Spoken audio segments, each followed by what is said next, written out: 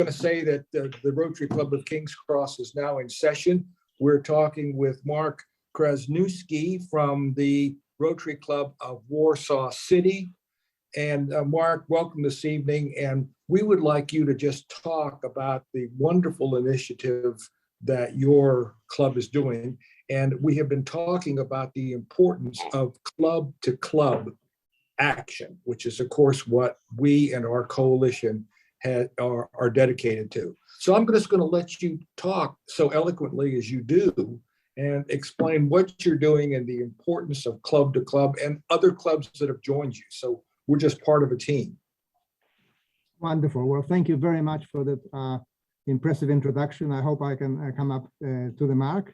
I was saying before that the club to club initiative, I think, is the most effective way to get help on the ground in Ukraine and also in Poland, where we've got now 3.6 million Ukrainians who have crossed the border to Poland, which is a huge influx.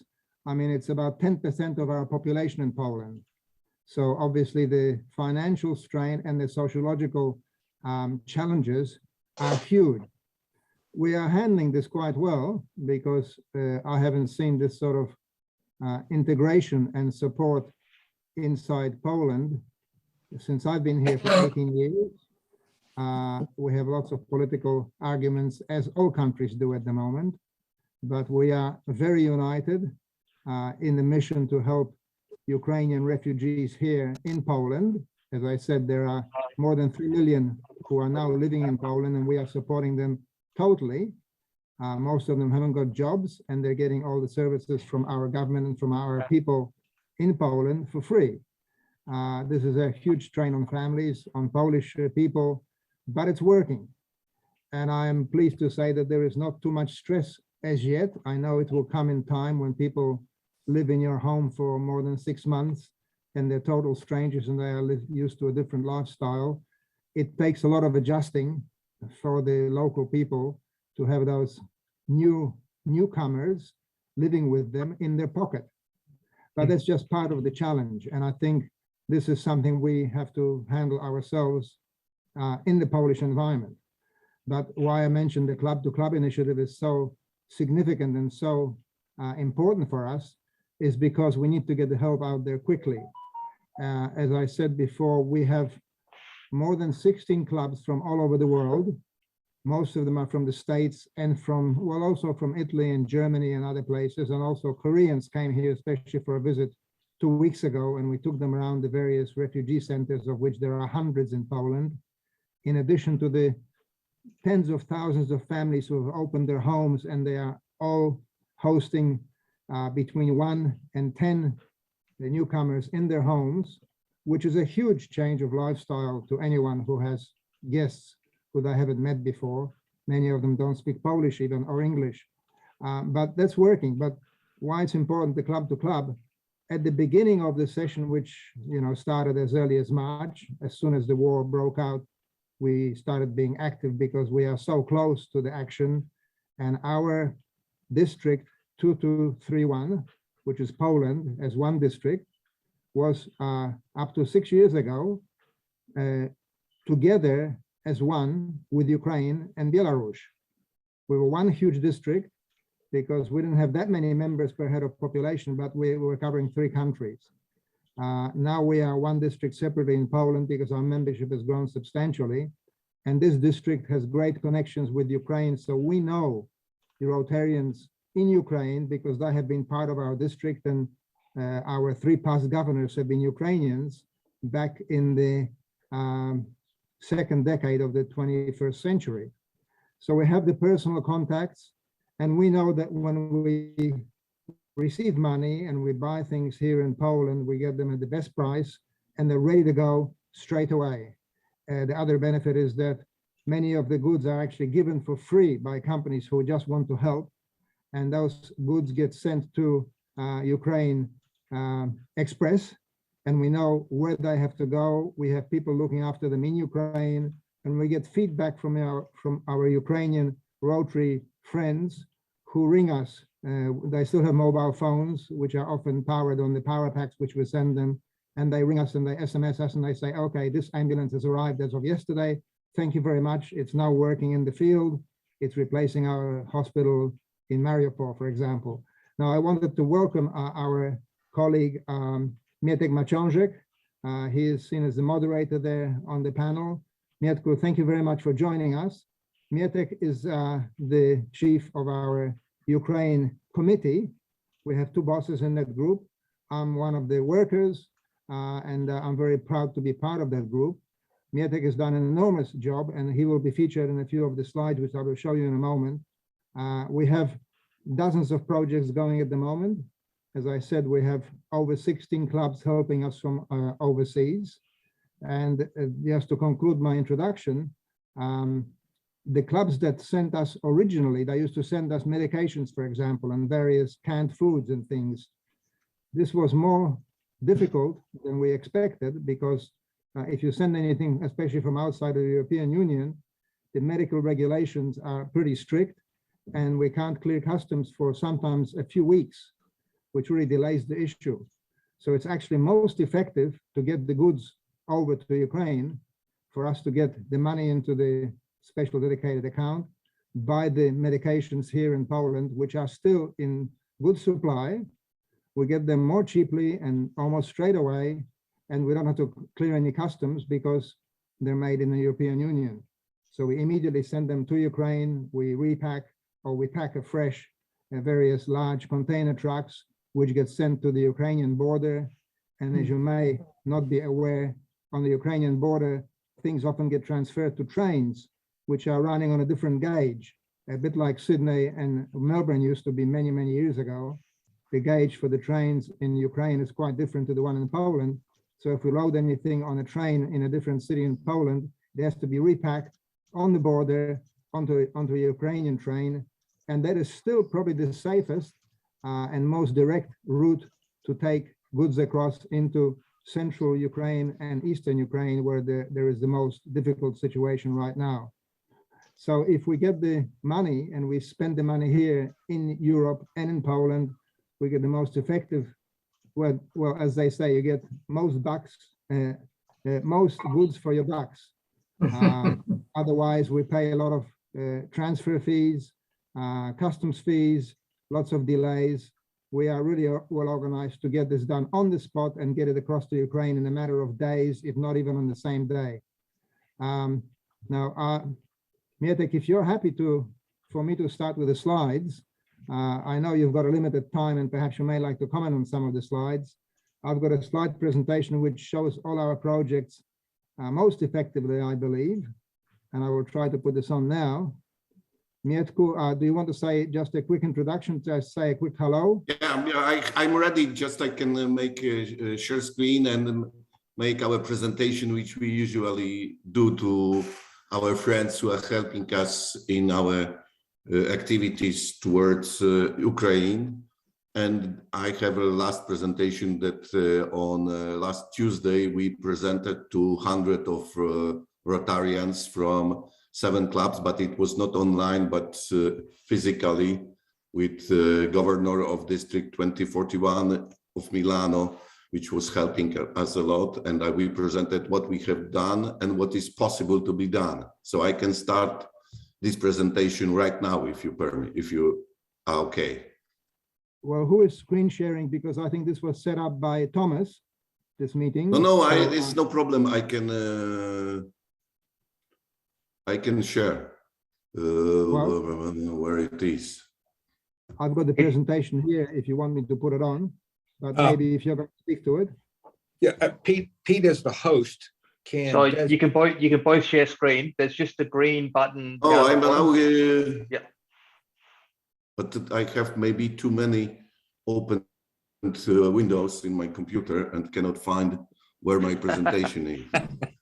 I'm happy to show it. I've got it ready. It's the same one as Mark, wait a moment, because I must find a way how to do this in short. Yeah, it is now. Okay. So this is the latest. We prepared such presentation to show everyone why we are and presenting also our club Our club is active since 32 years. It started as soon as it was possible in Poland after transformation. You must remember that from 39, starting the war, till end of 89, it was not allowed to have a Rotary in Poland. That's why we have created our club, only established in 1990. I will make maybe a full, but so when the war started, we have created our committee in the club with the chairman is Andrzej Ludek, who is a former past governor, and he was governor at the time when Poland and Ukraine were the same district, 2230, and we were split into 2 districts in 2015. I was also secretary of the district in Ukraine, and also traveled with Andrzej a lot in Ukraine, not only during his governor time, but also later on. And I'm fluent in Russian as Andrzej, so it is very helpful. And we have also our treasurer who helps us, and Mark, of course. Mateusz is our PR officer, and Alona, she's Ukrainian, born in Kryvyi Rog, studying the same university as President Zelensky, and she has his business established in Poland, but has a lot of relationships in Ukrainian, and she's very good in all the formalities that are necessary to be fulfilled when the transport goes to Ukraine. You must remember that now Ukraine is in the state of war. So any deliveries must be accepted by local authorities, but it is called now wartime local authority. So everything must be approved, like deliveries, because there cannot be deliveries to Ukraine without permission. And we have 2 areas, main areas of our activities is to help refugees. We still have, at the initial stage, there were 3 million refugees in Poland. Maybe there is much less, but still 2 million of Ukrainians are in Poland. And only in Warsaw is around 300,000 of them, and they need constant support and help. We will tell later on what kind of help we can do. And the second is the physical help to Ukraine, like purchase of goods, delivery of everything which is possible. When it started, we started very simple way, because Warsaw was crowded, and the Warsaw train stations and stadiums were crowded with the refugees from Ukraine. So everything was necessary there, and our club even engaged in cooking, just boiling soups and delivering these soups and feeding people at the station. But then we created a special shelter, which was the House of Pilgrims in the small village where I live. And we convinced our local priest that it can be converted into the permanent refugee center. And now there is around 40 women and children living there, having in relatively good conditions, because they have 5 to 7 person rooms. They are not like in other areas where they are in big halls with 200 or 500 beds in big room without any intimity. And here they have relatively good conditions, good food, nice surroundings, quiet, and it is still within, let's say, 45 minutes travel to the center of Warsaw. And we sponsored the first days with around 6,000 euro that we transferred for starting, for maintenance of this refugee center. Such small things, you can imagine that for 40 women, the washing machines necessary, there were 2 washing machines working 24 hours nearly a day, and we had to buy new ones because they were very shortly out of order due to this heavy job with washing all the machine, all the clothing of 40 people living there. And they had relatively not much clothing taken with them. Even I can tell you that initially we had such a program that we went and bought suitcases because refugees from Ukraine, when they were traveling to Poland, they were not allowed to have suitcases because suitcases were taking too much space in the trains. So all their belongings they had just in black trash bags without possibility to have them in any form of protection or so. But the major what we continuously supply is food, because in many areas of Ukraine, you cannot send money to Kiev and expect that they will buy themselves food. There is a shortage of foods. Of course, they have enormous number of wheat that has to be exported, but you cannot feed people just with wheat. You have to supply them some canned food, macaroni. We delivered also a lot of instant soups, which are the best food what you can deliver to the people which have no electricity, we have no water, just so that they can boil in a metal mug half a liter of water, add instant soup and have a good meal just instantly. This was, we have shipped as a club around, I think, 50,000 instant soups. This was what we were able to deliver. And these pictures are showing loading a truck from truck on the right side, because partly we delivered not directly by truck to Ukraine, but we delivered to the terminal in the Polish border where the goods were loaded to the trains. And delivery by trains is a little bit longer, but more safe. And it is quite complicated. You must remember that between Poland and Europe and former Soviet Union, there are different widths of rails. So you cannot just load a train in Poland, in Warsaw, and ship it directly to Ukraine, because you have to change rails on the way. It means it must be repacked. But on the Polish borders, there are existing terminals where the Ukrainian wagons with the wide rails system are coming and can be loaded, and it works quite well. What we more and more also delivered to Ukraine, on the right side you can see the picture I found in one of the issues of The Guardian. It was a picture of people waiting in line in front of the shop for delivery of bread or something there, but everyone was taking occasion to load their telephones with power generator, which were just two plugs, and then many plugs and power banks and telephones joined. And this is what our friends from Ukraine are telling. This is what we really need. And we purchased till now 30 such power generators and supplied for them to have possibility to load their telephones. You must remember that women in Ukraine, they have their husbands or their men fighting somewhere at the front line, and they are calling them every few hours just to have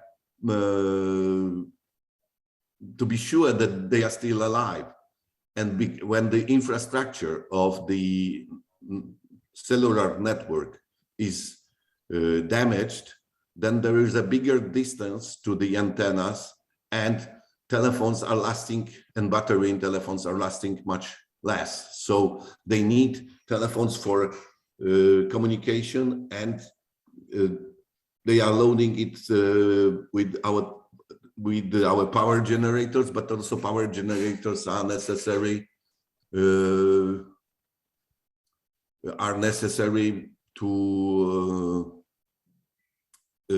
enlighten, to assure light in shelters when the people are hidden behind bombing, so they can assure. This is one of the very, very important what they need.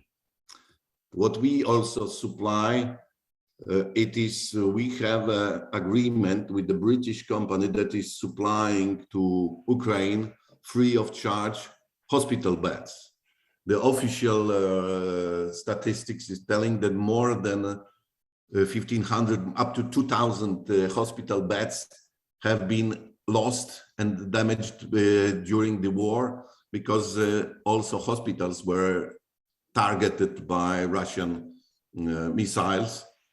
So we are helping in this way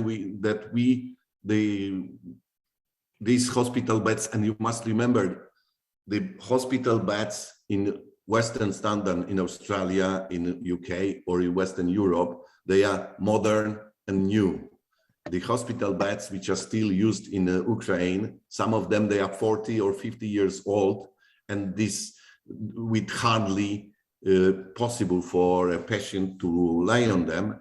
And we supply additionally from Poland mattresses for these hospital beds, because you cannot recycle mattresses and you cannot move mattresses from one hospital to another due to the pollution and due to the bacteria which are in one hospital are resistant to medicaments and so on. So this is not recommended and never used.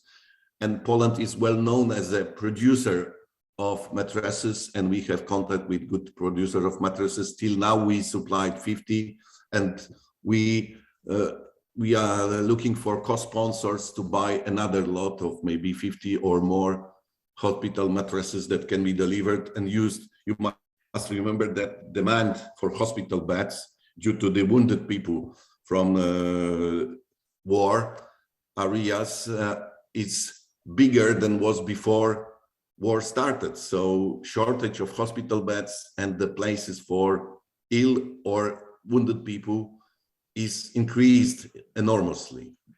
So what we also have done, we purchased till now 2, but last week was 3rd ambulance, which we delivered to Ukraine, because during the war, many of the ambulances have been just shot, damaged, or there were, due to the lack of components, completely out of use. So we managed to buy 3 ambulances, mark them with the sponsoring club logos and Rotary logo, and such 3rd ambulance will be delivered to Zaporozhye, which is now the biggest city closest to the war area.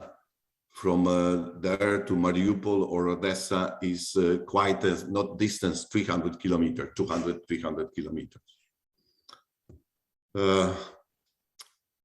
This is a list of our beneficiaries, what we are supplying and doing, but it is much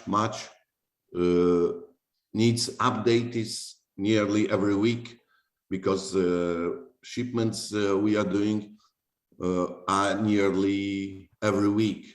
Even today in my warehouse, we have around 70,000 euro medicaments, and that will be delivered to Zaporozhye and Kryvyi Rog and to Dnipro, the areas which, you know, hospitals there are very, very short of different medicaments. And even now in Europe, there is a problem with one-way syringe, because this is really very necessary. And I was, when I was on Wednesday in Milano, they said, we tried to buy 5,000 syringe, but there was no such a quantity on market. We can supply you only 2,000 because this we were able to buy.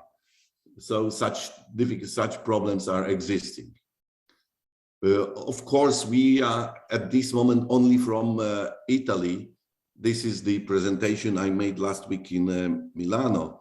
But so only from Milano, there were 7 clubs that helped us, but we had many other clubs, among these York King Cross Australia club that has transferred some money to help in our programs. At this moment, we have made such calculation that it was collected to our in zlotys and euro, 111,000 euro on our account. We spent 81, but it's now much more because we have spent also cost of new ambulance, which was half sponsored by district disaster fund.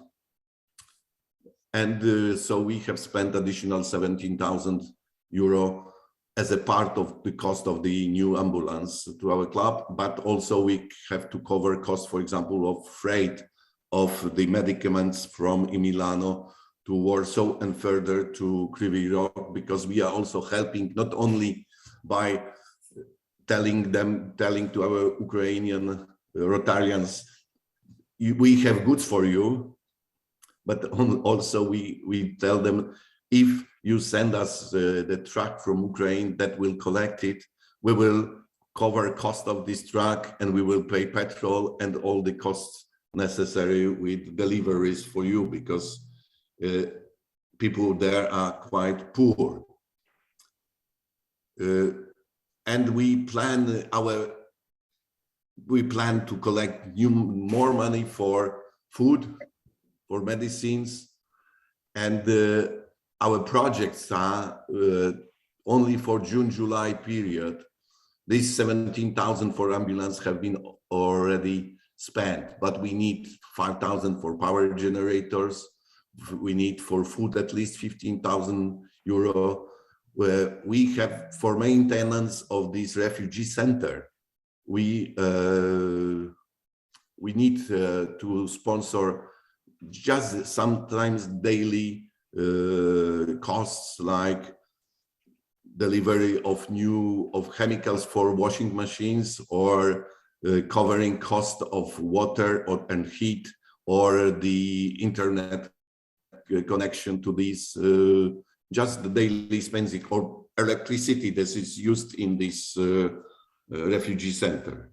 We plan to purchase for around 6,000 new lot of mattresses, and new program that appeared recently, which during the conference we had in Lublin, where there were around 15 Rotarians from Ukraine arrived, and they were telling us stories that in the eastern part of Ukraine, even in the areas that were liberated by Ukrainian army, the infrastructure is completely damaged. They have no water, they have no potable water. And the best help we can do this is to supply them water filters. And there are existing suppliers of the water filters that can clean any wood, of course not salt wood or seawater, but any water directly from the pond or any source. If it is with some bacteria and so, it's fully purified, and such a filter costs 25 bucks or less than 25 bucks, and we can and it assures potable water for whole family for 1 day, and it can be used 2, 3 or more years constantly. Such filters have been developed probably in 70s or 80s when for American army in areas like Vietnam or then Afghanistan, where for potable water. So we plan to collect money for water filters. And what is very, very necessary here in helping Ukraine is to help Ukrainian women being here to have possibility to integrate and to have a job so that they have some form of self-maintenance. But the problem with job is language. Ukrainian language, we can understand each other briefly, but it's difficult to be fully employed without a basic knowledge of the language. So we are now in the process of implementing online lessons of Polish language for Ukrainian refugees here. This will be for children that they will continue to go to the Polish schools, and for women or other people who can having basic Polish language knowledge, they will be able to be employed. And for them, learning Polish language will be much, much easier than to learn German or English, because Polish and Ukrainian are Slavic languages, so it means they are easy to be learned by any age refugees that are with us here. Next slide, which has to be updated, but I must show you that these 4 herds at the right side of the panel, it's Dnipro, Kryvyi Rog, and Zaporozhye. This Rotary Club Zaporozhye, we having every week with them conferences, and we supply to Kryvyi Rog, Zaporozhye, and Dnipro, the areas which are closest to the war areas. And as you see, there is a very clearly marked where the most areas, and some of these areas are already taken by Russian army, and Russia is trying to impose their administration, and even what we hear that they try to mobilize men to work to fight in Russian army, which is absolutely not acceptable by no war, no international law standards. But so it is. We must consider that Russia has broken any possible law concerning like Geneva treaties and such things.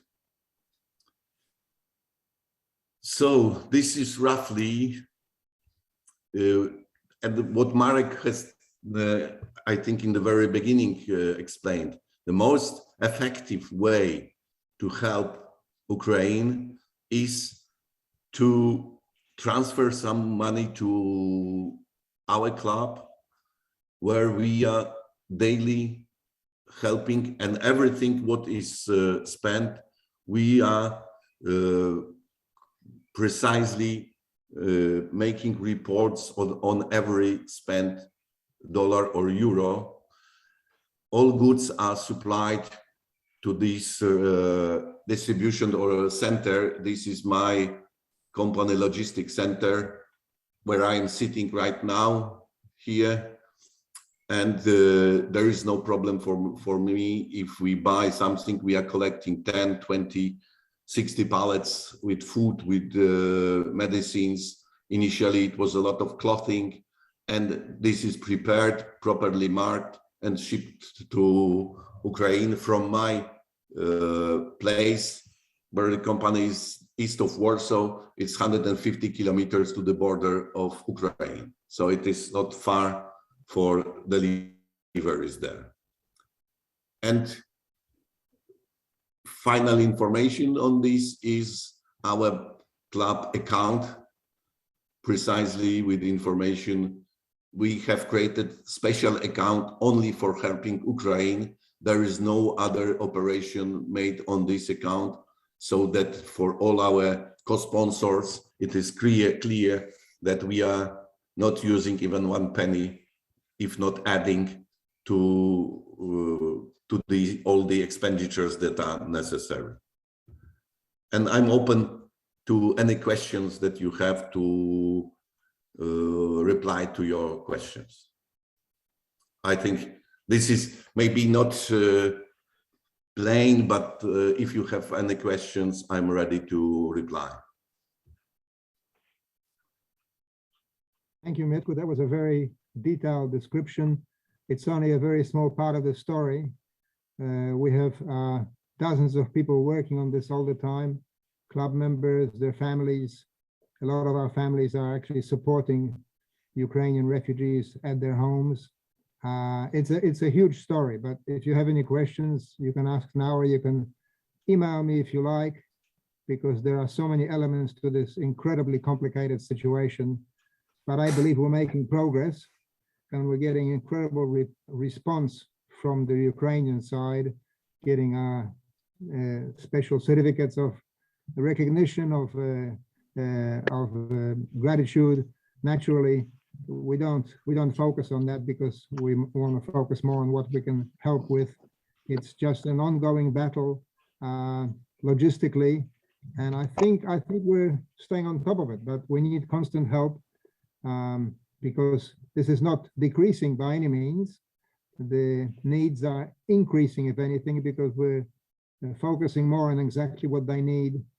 And water filters are now a very important element, as Mieczysław mentioned. So we have to supply a lot of those, because without water, without electricity, people just can't survive. Yes, Mieczysław? Yeah, I can tell you the best description of the situation is like Rotary always helps when the disaster helps, like earthquake in Haiti, where Rotary was so much engaged, or flooding in the Philippines. But what happens now in Ukraine is like 5 earthquakes and 10 floodings, and this help, due to also destruction of the infrastructure, will be necessary for a long period. We cannot consider that if we help them now or next 2 months, it will end. It looks like we will need to help our friends in Ukraine for a long time. So our programs are prepared also for a long time. Maybe in some time we will help less in food or such things, but helping in improvement of the completely destroyed infrastructure, like the program of water filters, program of power generators, of deliveries, any medical equipment to the hospitals will last for years, and every dollar, every $1,000 spent there will be one of the best things that we as Rotarian can do to help Ukraine.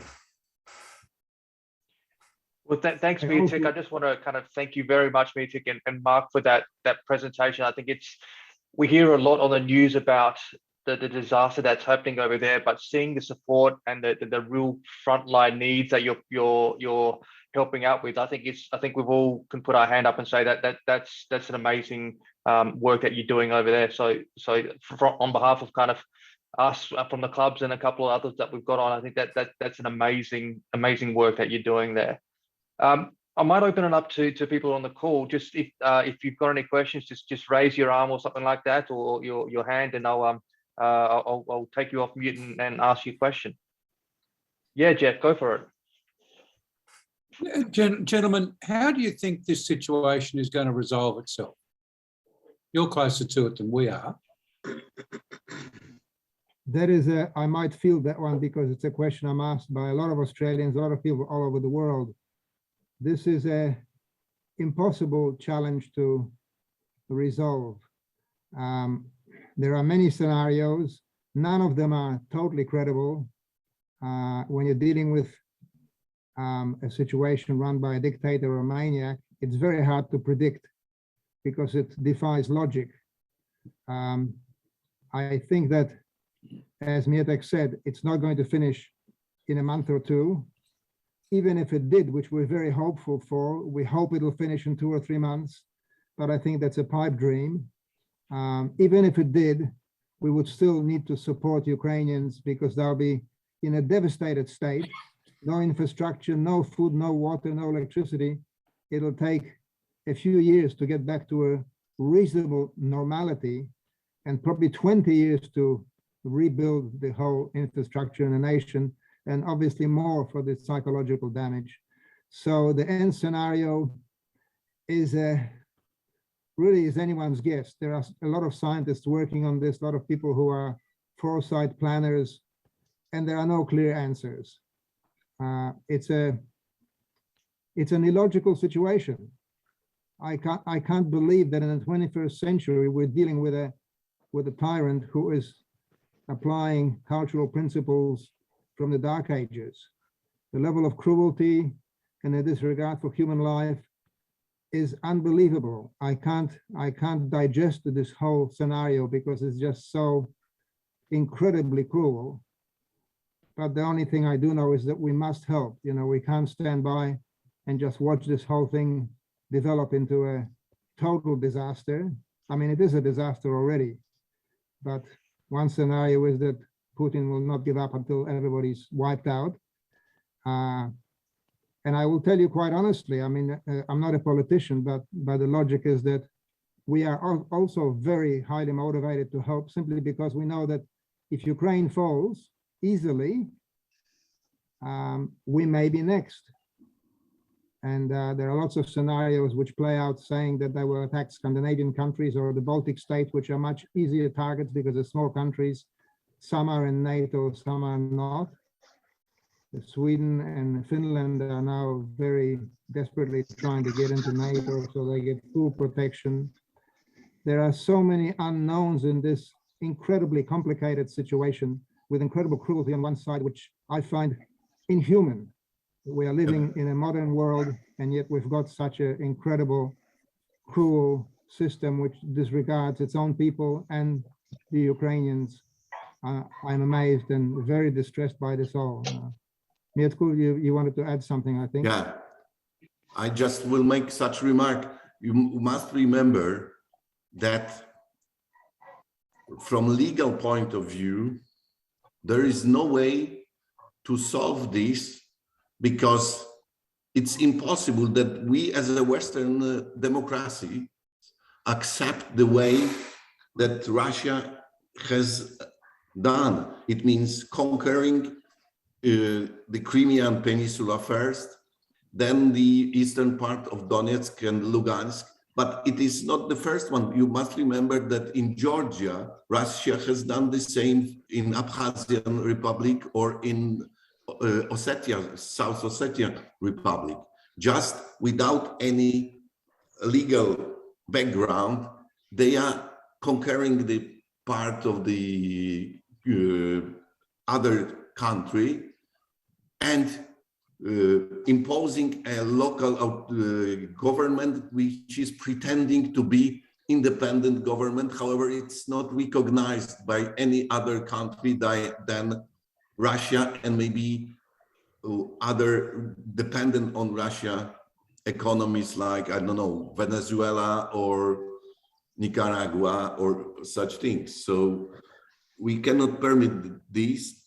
On the other hand, what we know that I cannot imagine that in near 20 years, Ukraine makes any concessions and accepts that the part of its country is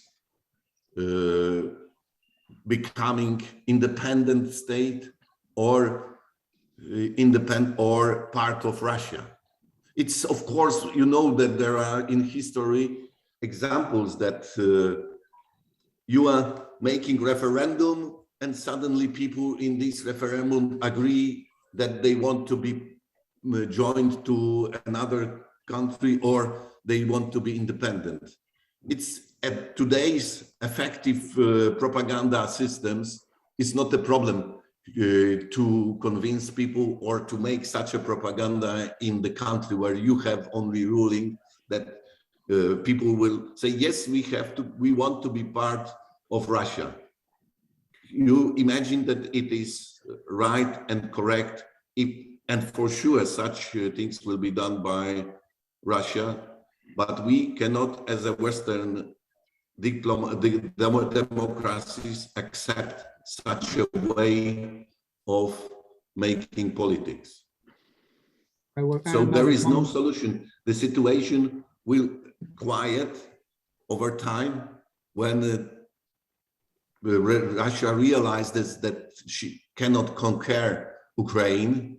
If, of course, we continue to help Ukraine, if we stop helping Ukraine, we as Rotarians helping to the people so that they know that they are supported by the Western world, and our government by supporting politically or military Ukraine, then it will not go further. If we stop helping Ukraine in any way, the situation will be worse, because, you know, in history there are such persons which are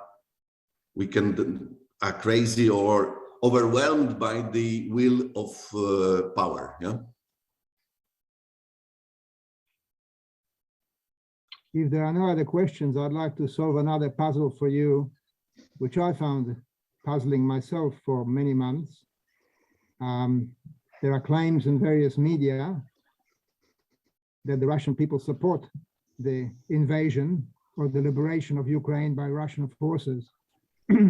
And to explain why this is being presented in such a ridiculous way, they have surveys in Russia, which are supposed to monitor the support for Putin, and they are showing constantly very high support numbers.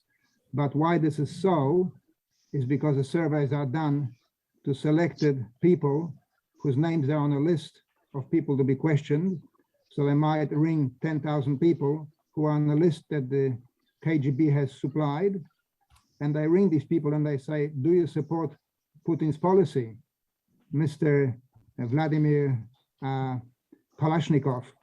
And of course he knows that he is on the list, and his answer on the phone has to be, well, of course I support Putin, otherwise he will be removed, he will disappear.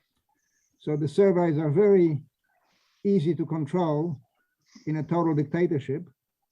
And this gets to the international media, and it's just, Mieczysław, thank you very much. You know this story, so I can see you've done the factual information, and thank you so much, because Mieczysław is a human dynamo. He's working day and night on this. He's given up most of his other responsibilities with his logistics center and his other work.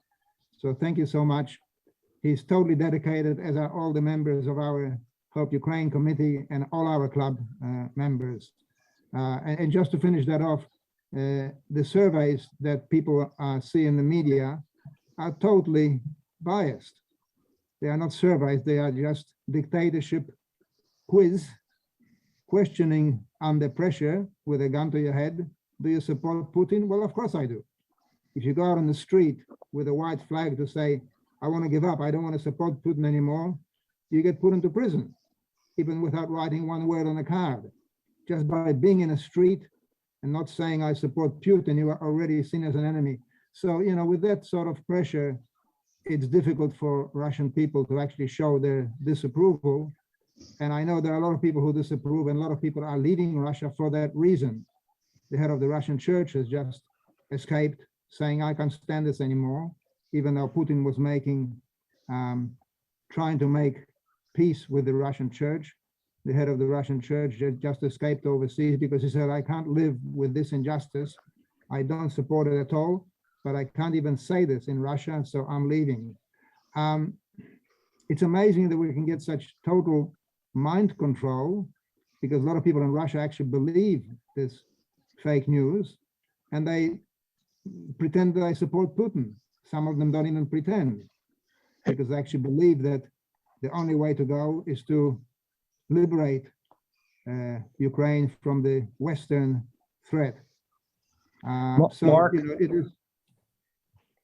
Mark, I understand your sentiments, and you have stated something that actually I never heard tonight, and that is a fear that Poland may be next.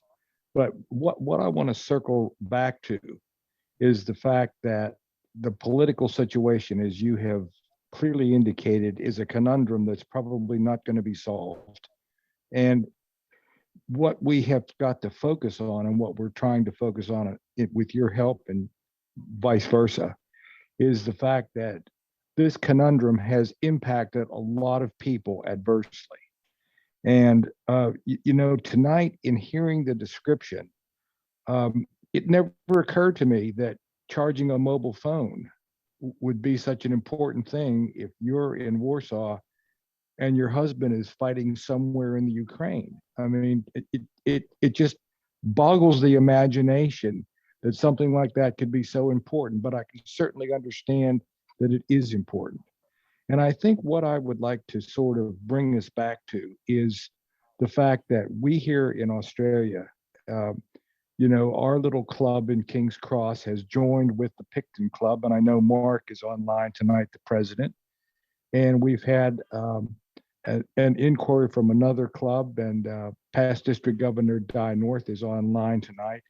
Di and Dave, I hope that you also have had an opportunity to see how real this situation is and how important the needs are. And I want to stress that we're King's Cross is and Picton, both of us are two clubs that believe in club to club help, Rotarian to Rotarian help. That's what this is all about. Now, I know there's lots of structure on the district level, on the international level, but Mark, we are trying our best here to raise funds to send to you so that you can determine the best use of those funds, because you're on the front line. And there's, you know, the first thing that comes to my mind is, what's it cost to get our name on the side and help you with an ambulance, for example? Ambulances are like water, you know, it's almost a threshold need. So I'd like you, if you would, and I took a screenshot of it, where you talk about the needs of what you have right now. What do you think your principal needs are, and how can we help you? I think ambulances are always a life-saving essential, because when you imagine that a few hundred hospitals, large and small, in Ukraine have been either terribly damaged or totally destroyed, even 500 ambulances would not replace that loss, because they are field units. They provide life-saving essential rescue work on the spot, but they are not places where you can conduct large surgical operations. So ambulances, I think, are the biggest need. I think the power packs are essential to keep up the spirit of the people, because really, if you have no communication, you're sitting in a dark hole where there is very little ventilation, there is no water. You're hoping that somebody will tomorrow or the next day come in with some sort of food packs. I think the power packs are really essential then to have some light at least, and to be able to have a loaded phone that where the bombing stops, you can actually go outside and send an SMS on your mobile phone. These are life-supporting things psychologically as well as physically. I've heard new desperate pleas for salt to be exported to Ukraine, because they can help to preserve foods by using salt. Well, this is the second line of defense, I think, because the essential thing is to support people's lives, and that can be done with ambulances and with power packs. Water, obviously, but the water will not last long. It has to be filtered, and the filters have to work off power. So the power packs are an essential element to support life. Ambulances, of course, because without that, anyone who's injured seriously, there's no chance. Because whenever we send ambulances, we send them full of medications. You know, we pack them full of maybe 2 tons of medications and life support equipment. They're not just empty ambulances that are being sent, because it's a way to get medications and emergency life support to the people in the same, let's call it, mechanical box, which arrives and is used immediately upon getting off the train. We haven't lost a single ambulance yet, which is credit to the people who are organizing the logistics on the Ukrainian side, because they know where they can unload safely. And they know which train will come at what moment, and they will send out trucks or drivers to the point where this train is being unloaded. Some things actually go by road. In the western half of Ukraine, it's easier to access by road because there is not so much war activity going on west of Kiev. So the western half of Ukraine is still reasonably stable, if you can call it stable, when there are only 20 rockets hitting every day instead of 500. It is a drama which is more amazing than any war book that I've read. This is happening right next door to us. And just to put it in a perspective, why do we feel at risk? We are part of NATO, and everybody's promising that they will defend every inch of this territory of NATO in every country that NATO is protecting. That's why Sweden and Finland are so keen to join the NATO group officially as soon as they can. And I think they will be joining probably within the next month, I'd say maximum. But if you imagine sitting in Sydney, you're all feeling pretty comfortable, and I used to love the life there. But imagine just north of Newcastle, there is a border, and immediately beyond that border, there are rockets falling every day, and there's a bloody battle going on every day, and it's just between Newcastle and Taree. I mean, it's that close. I can drive there in 2 hours by fast car. And, you know, if somebody wanted to be really negative and frighten people, even a slight miscalculation, the rocket being launched at Lvov, which is a city in the west of Ukraine. If that rocket went astray, it would hit a city in Poland. And perhaps there would be an apology, or perhaps not. But you know, we are that close. Even a short range missile can hit one of our cities, which is 25 kilometers inside our Polish border. And because there is such a lack of logic to this whole crisis, to this whole tragedy, we just don't know what the next step might be. If Ukraine fell within 4 weeks, who's going to go next? Most political observers believe that something else would fall. We think that Mark, I know that you're sending a lot of aid into the Ukraine, but you mentioned that there's also about 300,000 war refugees around Warsaw, Yes. Some of which you're caring for. What are Yes. your specific needs of your club at this moment to be able to take care of those war refugees, mostly I take it women and children, that you're Okay, caring for in for example, the Pilgrim Center in Mieczysław's hometown? What do you need to help these people inside Poland? Well, basically money, because we are buying food, and we are giving them laptops so they can learn on the internet, they can learn language, the Polish language, so they can communicate better and perhaps even get a job. This is essential also to keep up their spirits, but we have to supply those laptops. Most families have given their spare laptop. I mean, most homes have an older laptop which still works very well, doing basic functions, maybe not playing video games, but we are giving those second or third laptops. All of us have supplied laptops to this challenge, and so we're coping with this. We need money to supply them with food all the time. All the people working there are volunteers.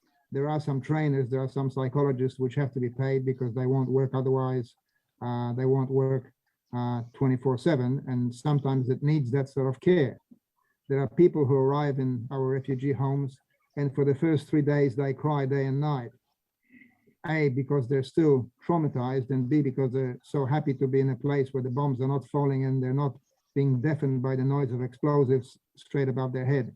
So basically, it all comes down to money, because we're coping with the purchase of essential equipment, with buying food. Poland is coping because we're a pretty rich country agriculturally. We're managing to supply all these people, and there's no one starving. Some people need more psychological care than they're getting because they need it for the first week at least. And the kids are so traumatized that they basically don't want to come out from under their blanket, because I think any minute some shrapnel will fall. But we're coping with this. But we have to pay some of the carers. The highly trained professionals need to live off their work. But money is the best support we can get, because we can convert this instantly into goods at good prices. We can buy an ambulance in Poland for about half the cost of what they pay for it in Great Britain. So when they sent us an ambulance from Great Britain, we were terribly, terribly grateful, even though they didn't comply with Polish regulations and they couldn't bring it across the border for 3 weeks. It finally arrived, but they spent twice as much money on it, and they spent money on the fuel to drive it across from London to Warsaw. If we buy it here, and there are ambulances which are restored beautifully, they have great mechanics here, and we restore them fully. So really, it's the money at the receiving end which is the most beneficial to all of us, because it instantly gets changed into goods, emergency services, life support. All those things are essential in Poland. And in Ukraine, I still maintain that it's the power packs, the water filters, and the ambulances, because that's what they need to just to live. Okay, that's really a great summary. Pete, would you, because everybody doesn't show up on my screen, is there one last question that anybody might have? Yeah, Mark. Yes. Yeah. Mark, Hello, yes. It's Mark Hardacre. I'm president of Rotary Club of Picken. I just might mention too that we've also got 2 other board members, I think, online here, which is Lynn Davey and Jeff Cannon. Yeah, we certainly support what the King's Cross Club's been doing.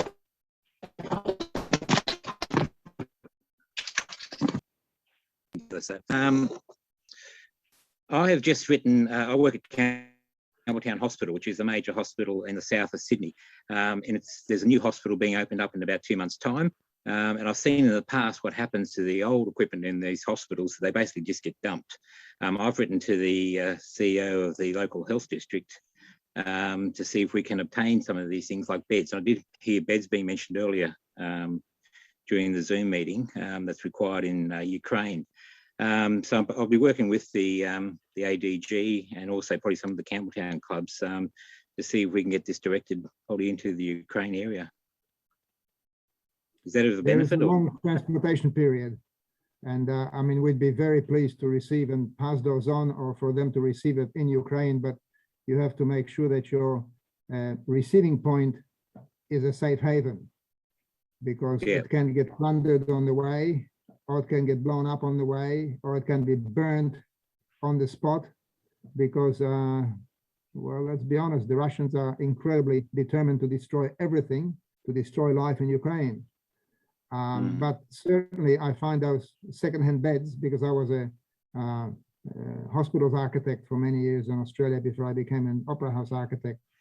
The equipment we have is very high standard.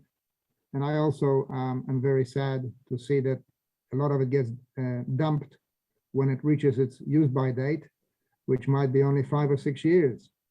Now, I know things get updated all the time, but those beds are a godsend to places where there's nothing. Yeah, it's a matter of how you can get across there. It's not only just the beds, it's the whole hospital being replaced in about 2 months' time. So there'll be a lot of other equipment like cancer treatments and, you know, radiation machines and, you know, x-rays, you know, there'll probably be a whole lot of stuff that's there. But anyway, I've written to the CEO and see if we can work something together to get most of this equipment out to those in need. In the past, we have sent them off to the Pacific, to the Pacific region, but we now have a cause in Ukraine that really needs it, I think. Well, if you can get away to get them across there reasonably safely, not at huge cost, because I think the cost of the transport will be greater than the actual value of the bed. But if we can get it there to Ukraine, it all saves lives. In some places, they have nothing, not even a mattress on the concrete floor. When I see some of these situations that the refugees are willing to accept in Warsaw, I don't want anything except to have a roof over their head and to have a bit of floor to sleep on without somebody firing guns immediately outside. It's such a contrast that all help is gratefully received. We're trying to keep up the standard to our standard because we are, well, very comfortable here. Hope we can maintain this level of existence. I'm staying here because I really feel committed to helping. It gives great satisfaction. Also, I can't stand just being here and not doing anything. When you're this close, you've got to assist. You've got to help those people because they are dying.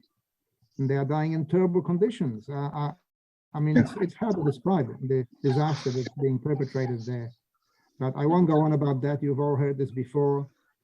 You're comfortably far enough away. But I compare it to the Newcastle Taree situation. Imagine if there was a huge war raging south of Taree. What would you do? You'd help those people with everything you could. Mark, I want to thank you again on behalf of all of us here in Australia. I want to thank our coalition partner, and that's what we are. We're all partners of the Rotary Club of Picton, and Mark and your board members tonight. And Die North, I hope that this has been a eye-opening experience for you as well, because it would be our prayer and expectation, Mark, that we would grow our coalition here in Sydney in Australia, and we would all join together in terms of raising the funds to supply you with, quite candidly, what you need to take on what we have seen tonight as an inordinately complex situation.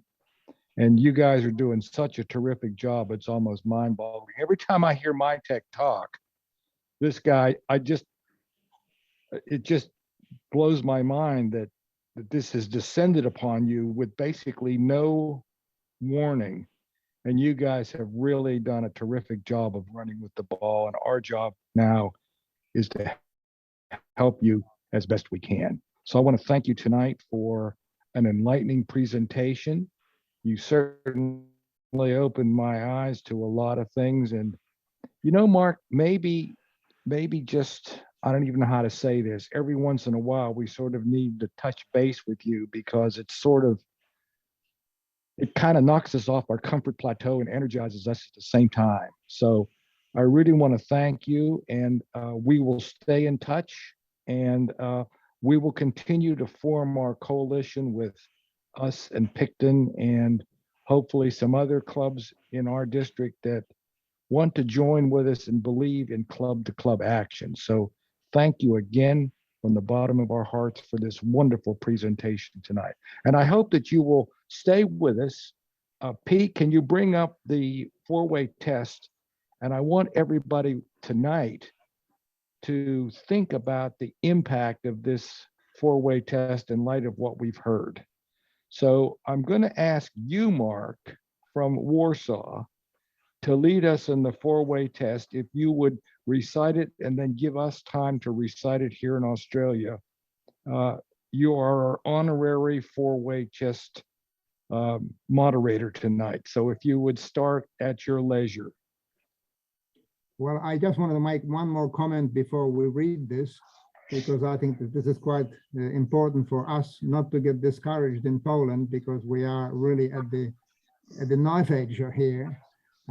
If you are forming this coalition, I would be very pleased if you send at least a progress payment, something to show that we're doing things together, because we're doing a lot of presentations, and it'd be nice for the other club members and the people in Poland just to see that money is coming from Australia. Australia is such a wonderful country for the world to take an example from, but you are very far away. And some people are saying to me, look, stop bothering them. They've got their own problems. And I'm saying, no, but they really care. And if you could send any sort of amount, we will identify it in our accounts. We'll identify you as the donor, because we do this on the ambulances. Anybody that sends $2,000 gets mentioned on the plaque, which stays on the ambulance forever. Well, as long as the ambulance can run. So I'd be very grateful if you could send even from your own club, because you've done this once before, and thank you very much for that. We're very grateful. Please send a progress payment to show that things are going on. In Poland, we fall prey to this problem quite often. We wait till everything is perfect, and 3 months later, something finally happens. We'd be very grateful to see something come through on the account from Australia to say, hey, we're with you, and here is our contribution, and we'll keep on going.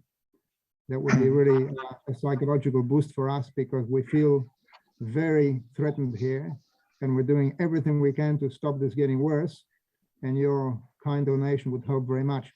So thank you very much for that. I will now, with pride, read the four-way test to everyone. So the four-way test consists of 4 key elements. The first is it the truth? Is it the truth? The second is it fair to all concerned? Is it fair? The third is, will it build goodwill and better friendships? Will it build goodwill and better friendship? And the fourth is, will it be beneficial to all concerned? Will it be beneficial to all concerned? Thank you very much. I believe in this 100%. I think it's a great catch cry for all Rotarians. And I really am a Rotarian because I believe that the basic grounding of Rotarians is that the biggest pleasure you can have in life is to help others. And I live by that principle, well, ever since I joined Rotary, because that is the greatest pleasure, long term. At my age, there are many things that I have experienced and have a lot of pleasure from, but the greatest pleasure, which is ongoing, is by helping others, and I very much believe in that. So thank you so much for your support, and I look forward to further contact. And please, let's keep this going, because the world needs an example that we can save ourselves. Yeah. In many ways. Thank you. So- Thank you, Mark. Thank you so much. We really appreciate this time this evening, and I can assure you that this effort will not be wasted, and we will move on it expeditiously. And one last point. Don't feel like that we are sacrosanct because we're here in Australia. You know, come at us. You know the Aussie mentality. Unless you're in our face, you're out of our mind, and we don't want that to happen. Thanks again, Mark. We really appreciate it. And thank you, everybody who's come online this evening. God bless, and we'll be talking to you soon. Okay. Thank you very much. Thanks, Mark. Thank you. Thank you. Thanks, Alan. Okay, thank Thanks, you. everyone. Bye. Yeah. Bye, everybody. Bye. Bye-bye. Bye-bye. Thanks, Mark.